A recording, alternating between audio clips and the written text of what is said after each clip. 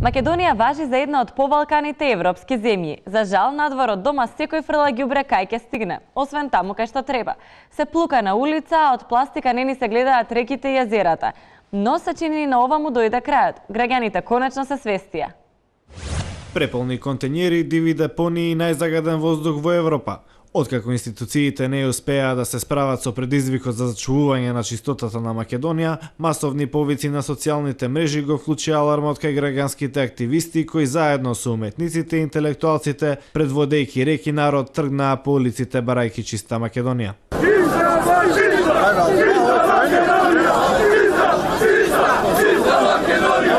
Протестите продолжуваат и стануваат се помасовни. Демонстрантите се истрајни во своите барања и ќе останат на улиците се додека не се исчисти и последното ѓубре.